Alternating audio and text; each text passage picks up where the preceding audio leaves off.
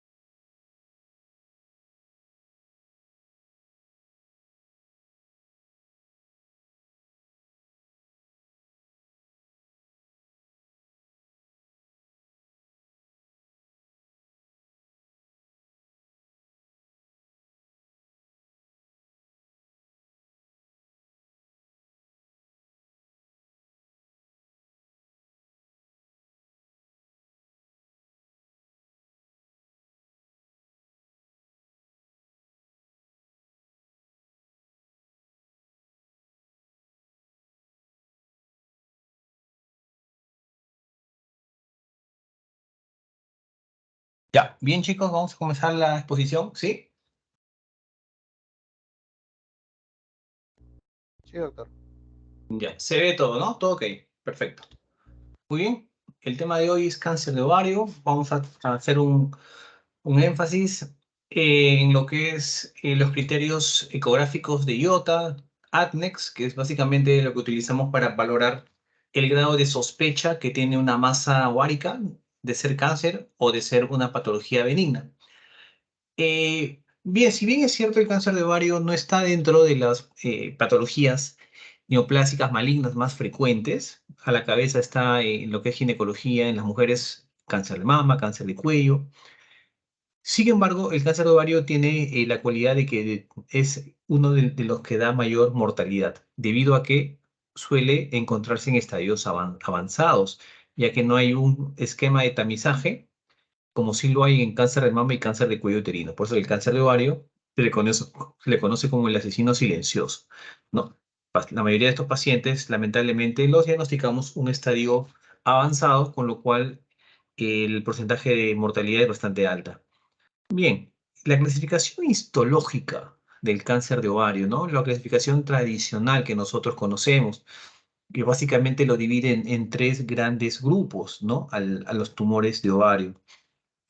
Eh, Tenemos aquí los más frecuentes, que son los epiteliales, que prácticamente abarcan un 80 o 75% de todos los tumores de ovario. Estos epiteliales justamente nacen en el epitelio, la recubierta del ovario. Aquí nacen la mayoría de los cánceres de ovario, los tumores de estirpe epitelial. Y dentro de ello tenemos los serosos, los mucinosos, los endometroides, los adenocarcinomas de células claras, ¿no? Y los tumores de células de transformación o también conocido como tumor de Brenner. Estos tumores están englobados dentro de los tipos epiteliales, que son los más frecuentes. Y dentro de ellos, el cáncer de ovario más frecuente es el estirpe seroso. Los serosos son los más frecuentes dentro de los tumores malignos de ovario. El segundo gran grupo tenemos los tumores que se originan ya no del epitelio, sino que se originan de las células germinales. Y dentro de ellos tenemos el disgerminoma, tumor de saco vitelino, el carcinoma embrionario, el coriocarcinoma y el teratoma. Tenemos teratoma maduro, que es benigno, y tenemos también el teratoma inmaduro, que es la parte maligna.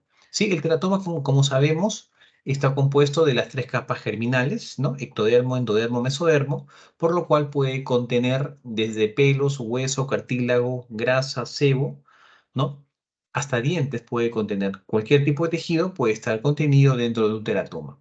Los disgerminomas son los tumores malignos más frecuentes en las mujeres jóvenes, menos de 30 años. ¿Cuál es el cáncer más frecuente en la mujer menos de 30 años de ovario? Es el disgerminoma. Y el marcador que suele elevarse en el disgerminoma es el HDL. Y en el saco vitelino se eleva la alfa-fetoproteína, ¿no? En el seroso, el marcador que se eleva es el CA 125. Más o menos un 10 a 15% de los tumores de ovario son de estirpe células germinales. Un tercer gran grupo son los tumores que se originan en los cordones sexuales y o el estroma. Acá tenemos a los tumores de las células de la granulosa, los tecomas, que son los que originan el conocido síndrome de Meigs, ¿no? La tríada de Meigs, que implica fusión pleural derecha, ascitis más tumor de ovario, ¿no? Síndrome de Meigs. Los tecomas y los fibromas son los que lo producen, ¿no? Que son entidades benignas. Luego tenemos los tumores de las células de Sertoli, de Leydig. Todos ellos están dentro de los tumores de los origen en los cordones sexuales y del estroma ovario. Entonces, estos son los tres grandes grupos que nosotros tradicionalmente conocemos. Sin embargo, el estudio molecular, que es lo que actualmente está en boga en todo lo que es cáncer ginecológico, ya hace un estudio más minucioso de estos tipos de tumores de ovario, de acuerdo al tipo de mutación genética que presenta. Y vamos a ver que de acuerdo a esto, el grado de agresividad es mucho mayor. Por ejemplo, los cánceres en general que tienen esta mutación del P53 tienden a ser serosos de alto grado o tumores de alto grado. Y cuando hablan que un cáncer es de alto grado, quiere decir que es muy agresivo, que te da metástasis a distancia de manera temprana, alto índice de recurrencia, como por ejemplo el seroso de alto grado, que es el cáncer más frecuente de ovario. Muy bien, hay otro tipo de mutaciones que también se presentan en estos estirpes histológicos de ovario, pero que no tienden a ser muy agresivos, por lo tanto son los que tienen un mejor pronóstico. Pero las mutaciones del P53 siempre se asocian a un mal pronóstico, ¿no? Las mutaciones BRCA1 y BRCA2 se asocian no solamente a cáncer de mama, sino también a cáncer de ovario, y específicamente al cáncer de ovario de estirpe seroso de alto grado. Bien, aquí este pastel en el cual vamos a ver todos los tipos histológicos de los epiteliales, ¿no? De los epiteliales, como dijimos, el más frecuente es el seroso. De ahí sigue el mucinoso. Luego las células claras, el endometrioide. Alguna característica resaltante es que los serosos tienden a dar bastante ascitis. Son pacientes que tienden a venir por abundante líquido en cavidad y muchas veces con carcinomatosis. Los mucinosos tienen una característica que son tumores gigantescos. Pueden parecer gestaciones a término, gestaciones de 9 meses, inclusive gestaciones gemelares. Puede dar esa apariencia por el tamaño que suelen tener estos mucinosos. Y también estos mucinosos suelen asociarse al adenocarcinoma apendicular.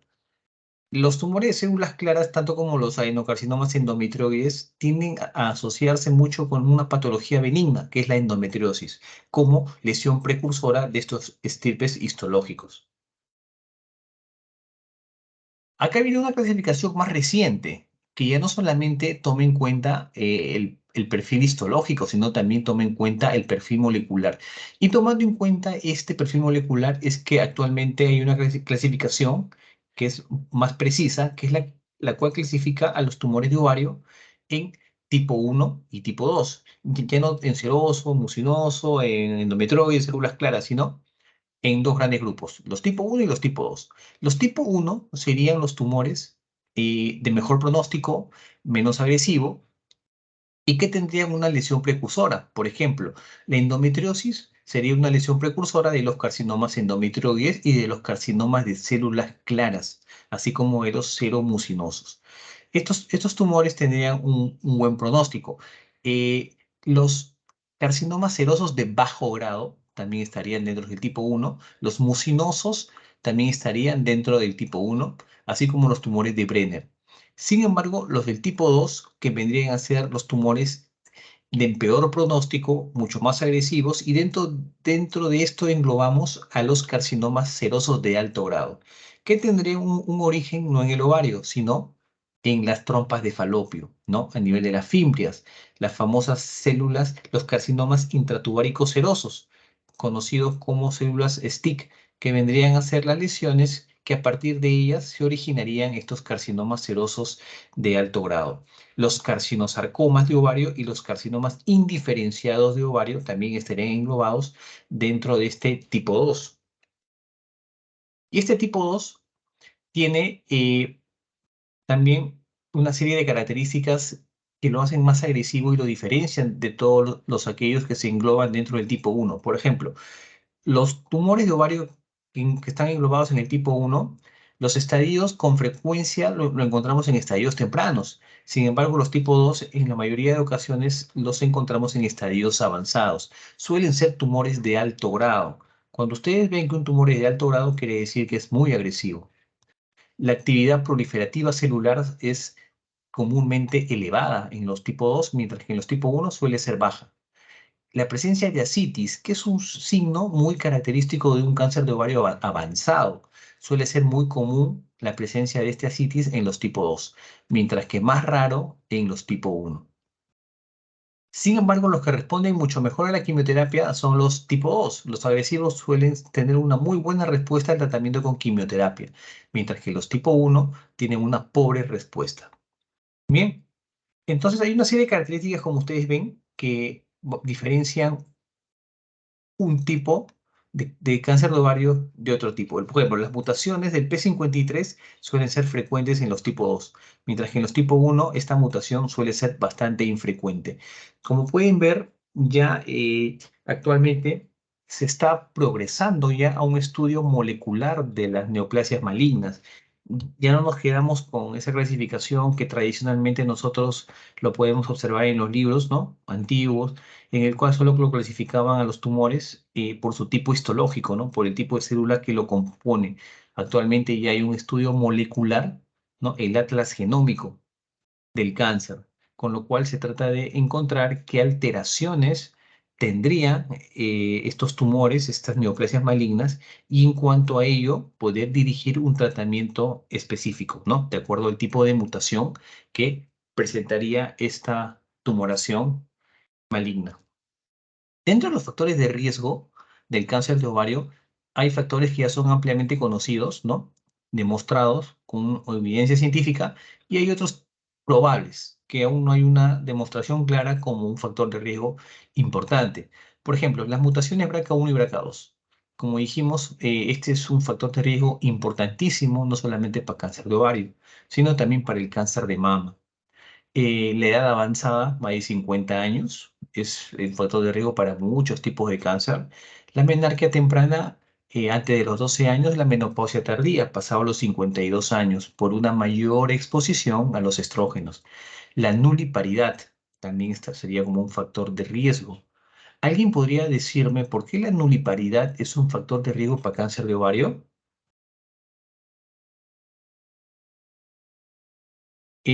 Actualmente se habla del... ¿Sí? ¿Alguien quiere responder? Sí, A bueno, ver. según lo que nos estaba diciendo otro doctor, era que está más expuesto también a los estrógenos, porque cuando está embarazada ya no se produce esa ovulación, está con ese factor protector, ¿no? Claro, la famosa ovulación incesante, que sería un factor de riesgo para que en esas zonas de microtraumatismo que se producen en el ovario, todos los meses que hay una ovulación, en esas zonas se originarían las lesiones las lesiones cancerígenas, sobre todo los tumores serosos, ¿no? Entonces, las mujeres que salen embarazadas tienen 9 meses en el cual descansan de esta ovulación y eso sería un factor protector. Entonces, las pacientes que no salen embarazadas, las nulíparas, tendrían una mayor predisposición para el cáncer de ovario, ¿no? La exposición al asbesto, el síndrome de Lynch, que también tiene mucho que ver con el cáncer de endometrio y el cáncer de colon.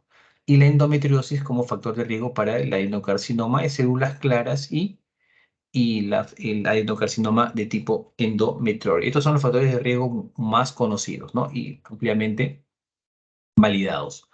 Aquí vemos en la imagen una paciente, ¿no? Una masa enorme, ¿no? Gigantesca, ¿no? Como pueden ver ahí, el tamaño de esa lesión, por el tamaño uno podría pensar que o bien puede ser un tumor gigante o bien es ascitis, ¿no? La presencia de ascitis abundante puede darte esa imagen. Recuerden que la mayoría de mujeres con cáncer de ovario cursan asintomáticos hasta un 3/4 de estas pacientes. Solamente acuden cuando ya el tumor es bastante grande o cuando ya la presencia de ascitis hace notar un incremento del diámetro abdominal. Entonces, estas pacientes eh, que acuden con esta tumoración, la mayoría de ellas van a presentar también algún tipo de manifestación gastrointestinal, reflujo, pirosis, llenura precoz, ¿no? Síntomas gastrointestinales que muchas veces se pueden confundir con una lesión gástrica. Entonces, cuando llegan estas pacientes, se tiene que hacer un análisis bioquímico, así como un examen físico bastante minucioso para tratar de palpar la presencia de la tumoración o la presencia de líquido, ¿no? Acá en cavidad, y solicitar los marcadores tumorales, el CA 125 para los epiteliales, el alfa fetoproteína para los tumores del saco vitelino y el HDL para los disgerminoma. ¿Cómo llegamos al diagnóstico o cómo vamos nosotros perfilando nuestra evaluación para poder llegar a un diagnóstico certero? Recuerden que la mayoría de masas anexiales, en general, la mayoría son tumores benignos. ¿Sí? Eso tiene que tener claro. La mayoría de los tumores de ovario son benignos. Por lo tanto, acá tenemos dos puntos. Eh, Tenemos los ginecólogos obstetras y los ginecólogos oncólogos. Los ginecólogos obstetras pueden tratar todo lo que son patologías benignas. Tienen la capacidad de poder hacerlo. Sin embargo, cuando una tumoración ya tiene una sospecha de ser cáncer, tendría que manejarlo el gineco-oncólogo. ¿Por qué? ¿Quién me podría decir por qué es importante discernir esto para saber derivar al especialista que lo maneje? Porque lo que lo va a manejar. ¿Por qué es importante esto? ¿Alguien tiene una idea?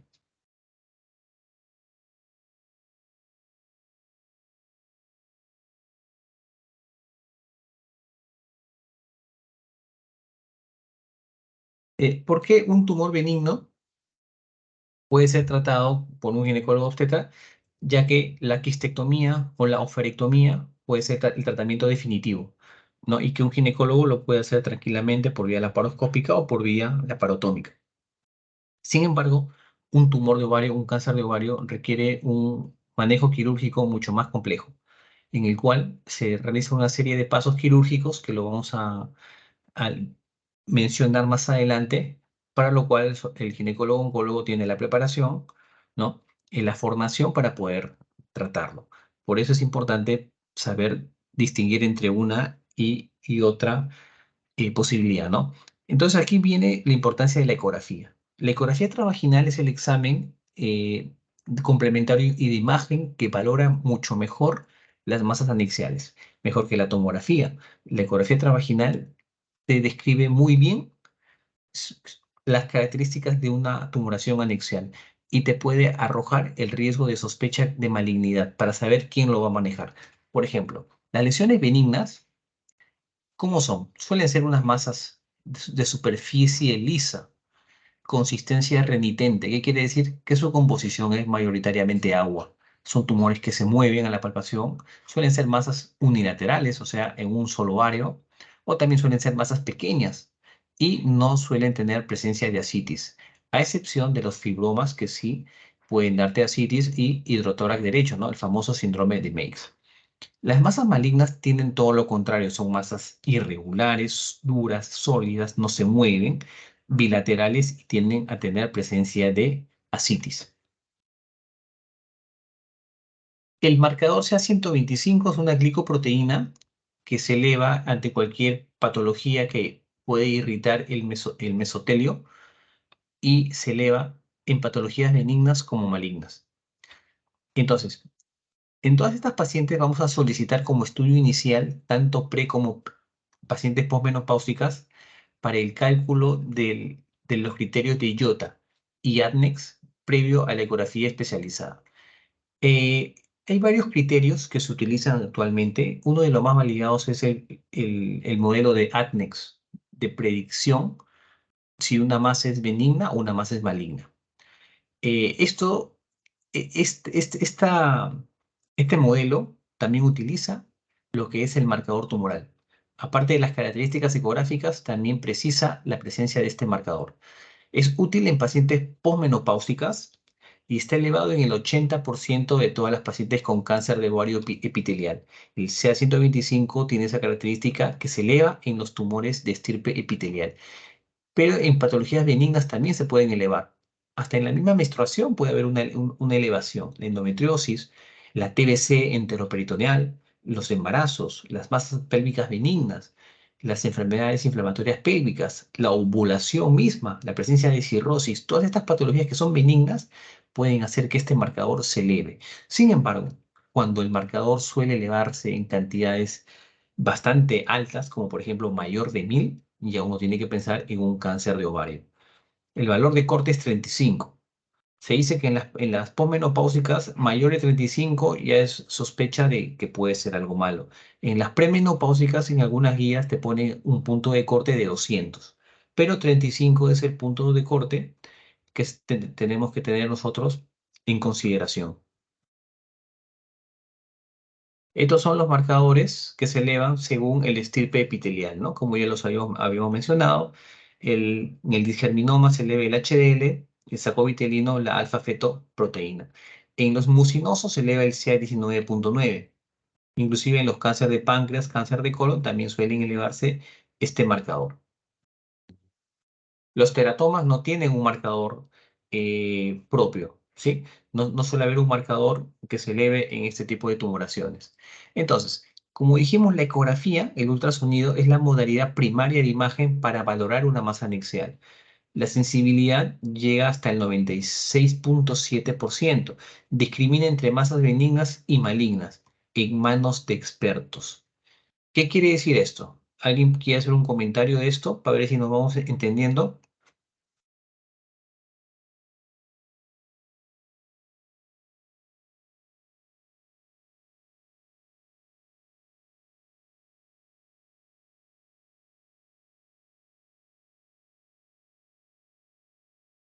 Bien, lo que quiere decir esto que esta sensibilidad que tiene la ecografía de poder predecir si una masa es benigna o maligna, tiene que ver mucho quién lo realiza. Por eso este es un examen operador dependiente.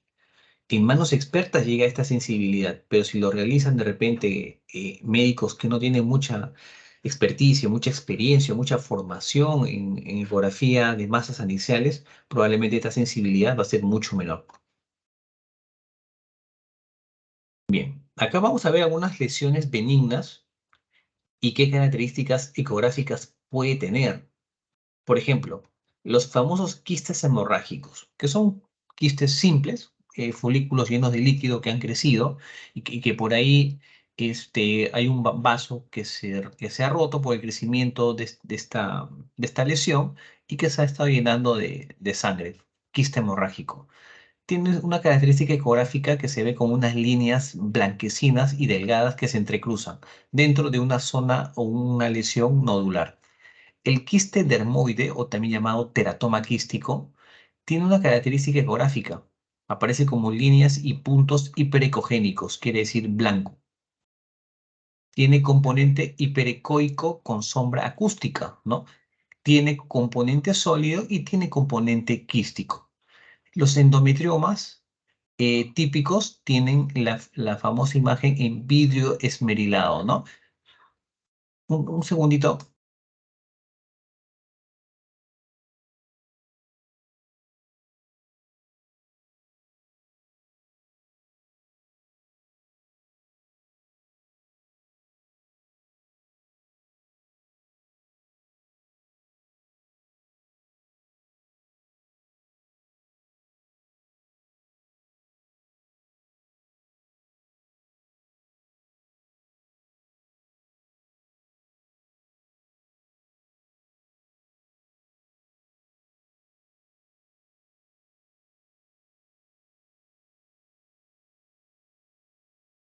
Bien. Entonces, acá tenemos, como les decía, características ecográficas que nos dan tumores los benignos. Por ejemplo, un quiste simple se ve totalmente anecogénico, totalmente negro. Más adelante vamos a ver algunas imágenes para poder ir conversando y puedan ir entendiendo esto. Por ejemplo, acá. Miren, ¿ven esta imagen totalmente oscura? Es un quiste simple. Es como un globo de agua, ¿no? Un globo de agua que al ser todo líquido se ve negro y te da un refuerzo posterior que es totalmente blanco, ¿no? Esto es un tumor totalmente benigno. Los tumores dermoides, ¿no? O los teratomas, tienen esta imagen bastante heterogéneo. Como ven, acá hay áreas más hipoecogénicas, o sea, más oscuras, por acá áreas más hiperecogénicas y como una imagen trabecular, ¿no? Imprecisa, no se define algo homogéneo, imagen típica de un dermoide. Los endometriomas se ven así como en esta imagen, como en vidrio esmerilado, característico de los quistes endometriósicos. Los quistes o pseudoquistes peritoneales, sobre todo esto aparecen en mujeres que han sido operadas, mujeres multioperadas, que debido a las operaciones que ha tenido suelen formar este tipo de quistes en el peritoneo, ¿no? Que básicamente es como una colección de líquido, ¿no? Totalmente anecogénico y por ahí algunas líneas finas que pueden delimitar dentro de esta área. Los quistes parováricos, totalmente anecogénico, acá tienes el ovario y acá tienes este quiste al costado del ovario, pero que es totalmente benigno. El hidrosalpingo, miren esta imagen, la trompa que está ensanchada, ¿no? doblada debido a una inflamación por un agente, ¿no? Una transmisión, una ETS, en este caso la clamidia, la agente más frecuente, y la producido una salpingitis, ¿no? A esta paciente. Y la trompa se ha llenado de agua, por eso que tiene imagen en salchicha que le llaman, ¿no? Entonces, estas son imágenes entonces típicas de cómo se ve una lesión benigna. Entonces, como les mencionaba, uno de los modelos que más utilizamos actualmente es el modelo de predicción de riesgo. Nosotros queremos que en la ecografía el ecografista nos diga qué probabilidad tiene esta imagen de ser cáncer o no, para de acuerdo a ello hacer la derivación al especialista indicado. Tenemos el modelo de las reglas simples, tenemos el modelo de regresión logístico tipo 2 y el modelo del ATNEX. Estas son las reglas simples. Las reglas simples, básicamente, este modelo se ha realizado para ecografistas de repente de no mucha experiencia, en los cuales cualquier ecografista podría describir las características de esta masa y de acuerdo a ello indicar si tira más para benigno o para maligno. Entonces, acá son 5 puntos que se tienen que valorar. Por ejemplo, si la lesión es unilocular, B1, ¿no? B de benigno, unilocular, tira para benigno, ¿no? Como vemos acá, una imagen totalmente anecogénica, unilocular. Componente sólido con diámetro máximo menor a 7 milímetros. Acá vemos una tumoración totalmente anecogénica, pero aquí vemos una papila, que vendría a ser la parte sólida, pero que a la medición es menos de 7 milímetros. También tira para benigno. La sombra acústica, ¿no? La sombra acústica. También, como ves acá, se ve una lesión, ya que se ve una sombra posterior, que también al estar presente esta sombra posterior daría una característica de benignidad. Los tumores, si son multiloculares, pero menor de 10 centímetros, como este caso, como esta imagen de acá, también tiraría más para ser una lesión benigna. Y las tumoraciones que no tienen vascularidad.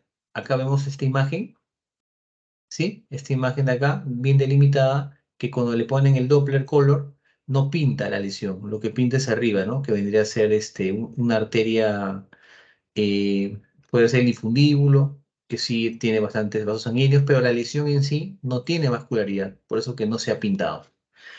Entonces, lo contrario sería, si encontramos estas características en los tumores, aquí más bien nosotros describiríamos como que este tumor tira más para algo maligno. Por ejemplo, tumor sólido irregular. Acá vemos esta lesión. Miren los bordes totalmente irregulares. Acá igualito. No se delimita una imagen redondeada, sino es una lesión con bordes totalmente irregulares. La presencia de ascitis. Acá vemos el útero. Aquí se ve el útero en anteverso flexo que está prácticamente nadando en agua, que vendría a ser líquido ascítico. Si esta lesión tiene al menos 4 estructuras papilares, también tira para maligno. Acá vemos esta tumoración y aquí vemos una papila, 2 papilas, 3 papilas, 4 hasta 5, 6 papilas. Componente sólido. Un tipo de lesión con estas características da más para algo maligno. Tumor más de 10 centímetros y multilocular, como vemos acá, esta imagen tiene múltiples lóculos internos, tiene áreas sólidas, tiene una pared totalmente irregular y es una tumoración de más de 10 centímetros. Y la vascularidad, a diferencia del anterior, en el cual no pintaba nada, esta tumoración, cuando le ponen el Doppler, la parte sólida, miren cómo pinta. Tiene bastante flujo sanguíneo, neovascularización, que es frecuente en los cánceres de ovario. Entonces, si se aplica uno o más características M, en ausencia de una característica de benignidad, nosotros clasificaríamos la lesión como maligna. En cambio, si se aplica uno o más características de B en ausencia de características de malignidad, la masa la clasificaríamos como benigna. Si se aplican las características B y M, o si no se aplican reglas, la masa se considera indeterminada no concluyente y tendría que ser derivada para la evaluación por un ecografista experto. Porque como les mencioné anteriormente, esta valoración utilizando las reglas simples de IOTA es para ecografistas que no tienen mucha experiencia. Y aquí tenemos el modelo de regresión logística, ¿no? Del IOTA. Este modelo tiene una sensibilidad del 92% para detectar cáncer y una especificidad del 86%. Aquí este modelo como ven acá, es un aplicativo y que uno va llenando y de acuerdo a ello te arroja, te calcula un porcentaje de malignidad.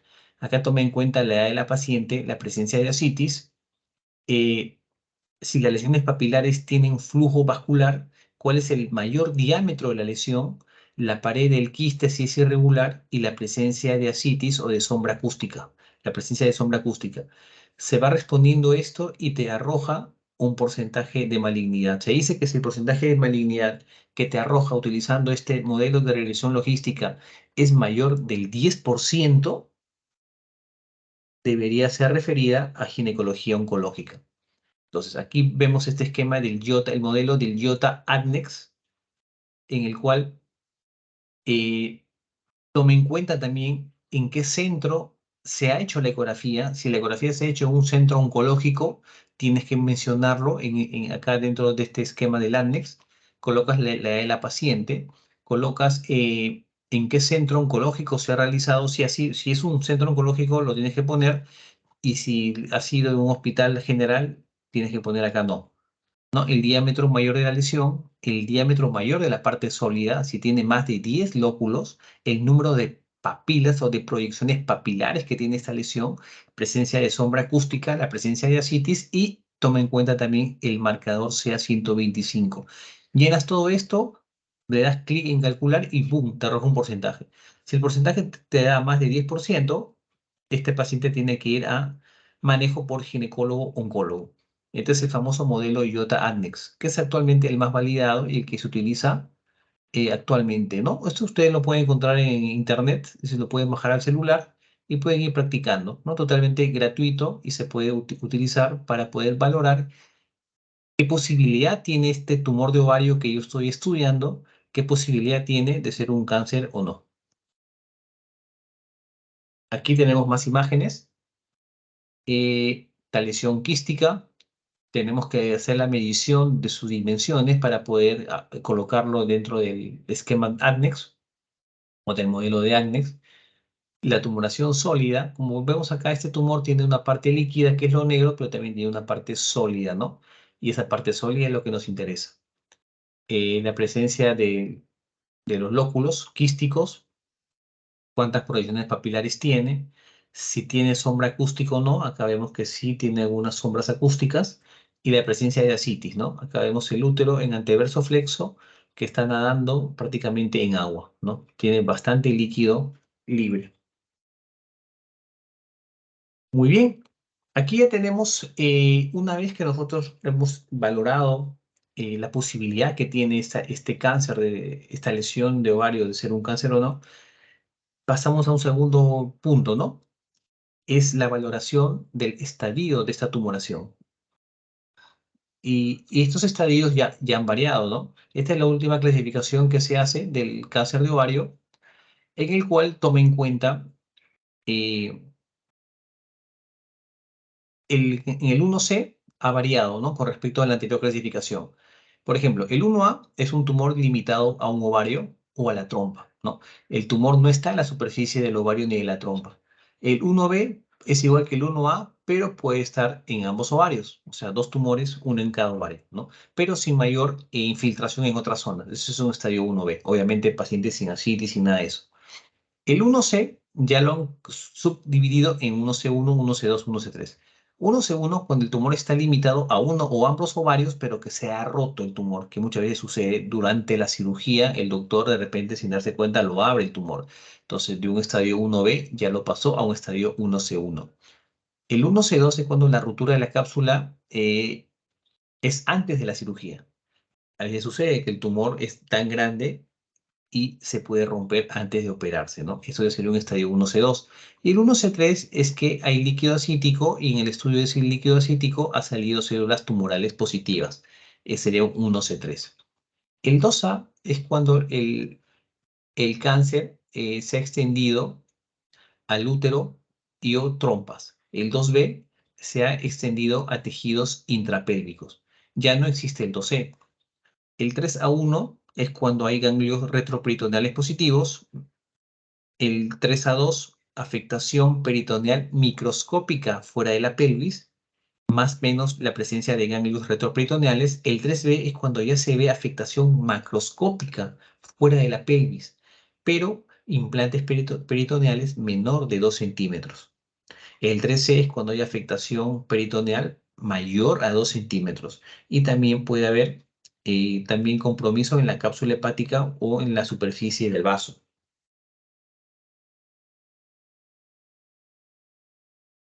El 4A es cuando hay derrame pleural y dicho derrame pleural se ha hecho el estudio de ese líquido y ha arrojado positivo para células cancerígenas. Y el 4B cuando ya hay compromiso hepático no parenquimatoso, o sea, ya no solamente la superficie, sino que el cáncer se ha metido dentro del parénquima hepático. Y también puede agarrar órganos extraabdominales, ¿no? Como pulmón, vaso, estómago, incluidos los ganglios inguinales. Miren acá, esta imagen de acá, por ejemplo, aquí nosotros vemos, este es el hígado, esto amarillo es líquido acítico y esto que está en la pared, ven estos nódulos, estos son implantes. Recuerden que el cáncer de ovario se disemina por vía transelómica, o sea, por vía peritoneal comienza a invadir, comienza a infiltrar la pared. Entonces aquí vemos estos implantes nodulares que ya le dan una característica de que es irresecable, ¿no? La presencia de estas lesiones que está en toda la cavidad abdominopélvica lo hace irresecable. Aquí también vemos unos implantes nodulares, pero esto me parece que salió positivo para TBC. La TBC también te puede dar estas características, ¿no? Esta apariencia em, macroscópica en el peritoneo. Aquí tenemos una tumoración de ovario que fue informado como fibroma. Aquí vemos la superficie lisa, ¿sí? Esta lesión fue informado como benigno, a pesar de esta apariencia, ¿no? Toda fea y a pesar de ser un tumor grande. Aquí vemos la aorta abdominal, la vena cava, acá el ureter derecho. Acá hemos hecho una linfadenectomía paraórtica que viene a ser parte del estadiaje que hacemos dentro del cáncer de ovario, como vamos a verlo a continuación. Aquí, una operación que hicimos en el hospital, miren esta tumoración gigante, vascularizada, pero de superficie lisa. Esto fue informado como cistoadenoma mucinoso. A pesar de esta apariencia grande, fue informado como un tumor benigno de ovario, ¿no? Entonces, el tratamiento es de acuerdo al estadio. En los estadios 1, nosotros realizamos estadiaje. Estadios 2 en adelante va para citorreducción. Entonces, ¿en qué consiste el estadiaje? Es cuando yo tengo un tumor de ovario eh, que lo he mandado a un estudio intraoperatorio por congelación que se llama. El anatomopatólogo me ha contestado que es un cáncer de ovario y no encuentro enfermedad en otra parte, solamente está delimitado al ovario, es un estadio 1. Entonces procedo a hacer el estadiaje, que consiste en la histerectomía, la doble salpingoferectomía, linfadenectomía pélvica y linfadenectomía paraórtica. Como vemos acá en esta imagen se hizo esta linfadenectomía paraórtica, omentectomía inframesocólica, biopsias múltiples de peritoneo del fondo de Douglas, de la plica vesicuterina, de las correderas peritocólicas derecha e izquierda y del peritoneo subdiafragmático. Lavado de cavidad y apendicectomía solamente en los estirpes de adenocarcinoma mucinoso cuando el apéndice está macroscópicamente afectado. Si el apéndice se ve normal, no es necesario hacer la apendicectomía. Entonces, en estadios mayores ya no aplica el estadiaje, ¿no? El estadiaje básicamente es para saber hasta dónde la enfermedad ha avanzado. En cambio, la citorreducción es cuando ya vemos bastante enfermedad en diferentes partes de la cavidad abdominopélvica y hacemos el mayor esfuerzo quirúrgico para dejar una enfermedad menor a 1 centímetro, lo que lo conocemos como una citorreducción óptima. Quiere decir, si yo veo que el intestino, un segmento del intestino tiene cáncer, le hago esa resección de esa parte del intestino. Si veo que hay una parte de la serosa vesical que ya tiene implantes peritoneales, reseco ese peritoneo. Entonces, aquí hacemos un esfuerzo quirúrgico de sacar toda la enfermedad macroscópica. Eso es lo que conocemos como citorreducción. Si es posible hacer la citorreducción, ya que la enfermedad no estuviera muy avanzada, hacemos citorreducción. Pero si la enfermedad está muy sembrada en toda la cavidad abdominopélvica, Esta paciente va primero para una quimioterapia neoadyuvante y posteriormente ingresamos para una citorreducción de intervalo. Bien, entonces, tenemos una masa palpable, sospechosa por clínica, y ovasitis, distensión abdominal, dolor pélvico, ¿no? Características clínicas de un cáncer de ovario. Se programa a la paciente para una laparotomía exploratoria. Mandamos el útero para una biopsia transoperatoria, biopsia por congelación. Bien, entonces, hay pacientes que pueden que quieren preservar la fertilidad. Entonces, ¿en qué paciente nosotros podemos conservarle el útero? El útero y el ovario contralateral en estadios clínicos 1A o 1C. Sí, en estos estadios se podría conservar el útero y el ovario sin necesidad de sacarle todo eso en pacientes que desean preservar la fertilidad. En pacientes que no tienen este deseo de preservar la fertilidad, se realiza todo lo que anteriormente hemos mencionado. Pero en los que sí desean preservar la fertilidad y son estadios 1A y 1C, se podría dejar el útero y el otro ovario. Pero sí se tendría que sacar los ganglios, el omento, las biopsias múltiples. Eso sí procede.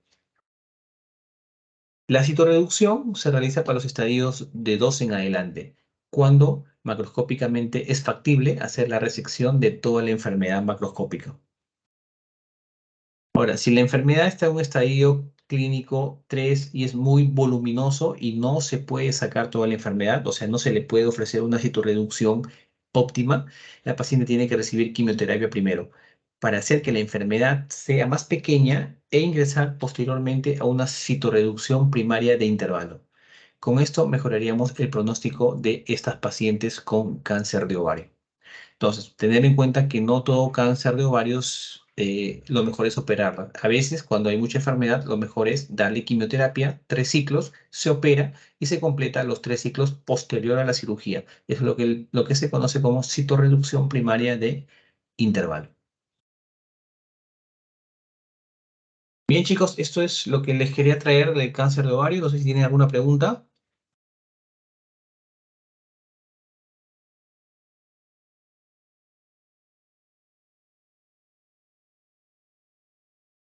¿Alguna pregunta? Ricardo, Brian, Adriani, No, Guido, doctor, ha quedado claro, doctor, su exposición. María, Verónica, Jenny. ¿Todo claro, Doctor, chicos? Sí. la clasificación IOTA solamente es ese cuadro que es estadística y lo otro que mostró de la ecografía solo serían parámetros ecográficos o es una clasificación también. Ah, ya, ya. ¿Se ve la diapositiva? Sí, Se ve. Ya. El IOTA es un grupo europeo, es un grupo de médicos que se juntan para poder crear esquemas, crear modelos que nos sirven para poder nosotros poder diferenciar una masa benigna de una masa maligna, o por lo menos predecir qué posibilidad tiene esta masa de ser maligno o benigna. Entonces, por ejemplo, el modelo de IOTA Annex toma en cuenta estos parámetros, ¿no? Como ves acá, toma en cuenta la de la paciente, toma en cuenta dónde se realiza la ecografía y los demás sí son criterios netamente ecográficos, ¿no? Por ejemplo, el diámetro del tumor, el diámetro mayor de la parte sólida, ¿no? La presencia de la cantidad de lóculos. Todos estos datos, el ecografista lo tiene que buscar y lo va colocando en este modelo de IOTA, ¿sí? Entonces, una vez que llena todo este modelo del grupo IOTA, de este modelo Annex, eh, te arroja qué porcentaje tienes esta lesión que acabas de estudiar, qué porcentaje tiene de posibilidad de ser maligno. ¿Para qué? Para saber quién lo maneja, ¿no? Básicamente para eso se hace el modelo del IOTA, para saber qué especialista lo va a manejar, para que no tenga un sobretratamiento o un tratamiento insuficiente, ¿no? Básicamente para esto se ha hecho el modelo del IOTA. No sé si respondí tu pregunta. sí, doctor. ¿Ha quedado claro lo del IOTA? O... ¿O hay algo que aclarar? De repente, como esto es nuevo para ustedes, inclusive está para los ginecólogos es un poco nuevo esto, es un poquito tedioso, pero si tiene alguna duda, a ver, dígame, es el momento.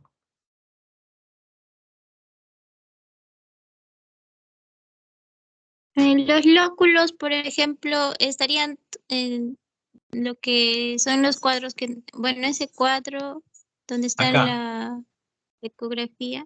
por ejemplo, acá, Sí, ¿ves lo que, ya, por ejemplo, ves esta masa? Lóculos son estos como globitos internos, ¿sí? ¿Se ve? Como bolitas negras dentro. sí. Ya, mientras mayor cantidad de lóculos tiene, este tumor va a arrojar un porcentaje mayor de posibilidad de malignidad. Eso tiene que contarlo el ginecólogo que hace la ecografía. Va contando uno, 2, 3, 4, 5, 6, 7. Por ejemplo, si más de 10 lóculos, ya te va a arrojar un riesgo de malignidad mucho mayor, ¿no? En cambio, con eso unilocular, por ejemplo, que aparece una sola masa, que hay un solo lóculo grande, este tiene mayor posibilidad de ser algo benigno. Entonces es importante que el ecografista que haga tenga experiencia y busque, ¿no? Estas características para poder poner dentro de su un modelo, ¿no? Para que le arroje el porcentaje de sospecha de malignidad, ¿no? Que es lo que al final se busca con estos modelos, ¿no? De regresión logística, reglas simples y el modelo de Landex, ¿no? Ujú. Gracias, doctor. ¿Listo, chicos? ¿Alguna preguntita? ¿O todo claro?